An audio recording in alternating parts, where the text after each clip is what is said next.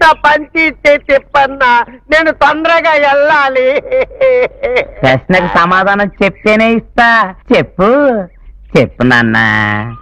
నీ ప్రశ్నకు సమాధానం చెప్పలేను. నా పంచి ఇచ్చే తిప్పన్నా. మళ్ళీ అన్నేం పెంచేసావా? డబ్బు తగిలిన గొడ్డులాగా గిలగిలగిలగిల కొట్టుకుంటాడు. ఇదేంటన్నా? గడ్డి పరక.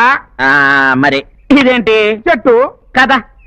ఇవి రెండు పక్క పక్కనే మొలిసాయి కదా, దాన్ని చెట్టు అని ఎందుకంటారు, దీన్ని గడ్డి పరకని ఎందుకంటారు అని వీడికి ప్రశ్న వేసా. తెలివి తక్కువడు నా ప్రశ్నకు సమాధానం చెప్పలేకపోతున్నాడు. కన్నా నువ్వు బాలకిట్టులా పడుకుని ఆయన పెసలు అడుగుతుంటే ఎంత ముద్దొస్తున్నావు అన్నా. నేను ఇంత ముద్దుగా ముచ్చటగా ఉంటాను కదా, ఈ మనుషులు అంత ఏంటన్నా తెల్లగా ఎర్రగా అంత గలీజ్గా పుట్టారు.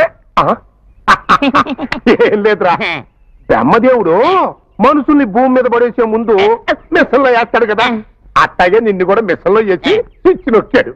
ఈ లోపు సరస్వతం వచ్చి బ్రహ్మదేవుణ్ణి నొక్కింది. సరసం ఆడుకున్నాం కదా అని ఇద్దరు పక్కకి వెళ్ళారు. వాళ్ళంట పక్కకి వెళ్ళారు, ఇట్ట కరెంట్ పోయిందిరా, నువ్వేమో అందరూ ఇరుక్కుపోయావు. అలాగా?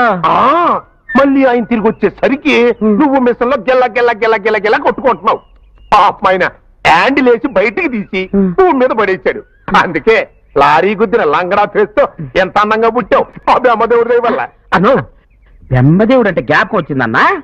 బ్రహ్మదేవుడికి 4 తలకాయలు ఉంటాయి కదా. అవును. 4 చేతులు కూడా ఉంటాయి కదా, మరి అవి కూడా నరుకుతా. నువ్వేం అడగబోతున్నావో తెలుసు. పంది పెంట ఏరుకోవాల్సిన బట్టలు ఉతికితే ఇట్టంటారు మనలే వస్తాయి. అబ్బా, దేవుడి గురించి అట్ట ఊహించుకోకన్నా కళ్ళు పోతాయి. 4 కాళ్ళు ఎందుకు లేవు అని అడగబోయా. ఓహో అదే.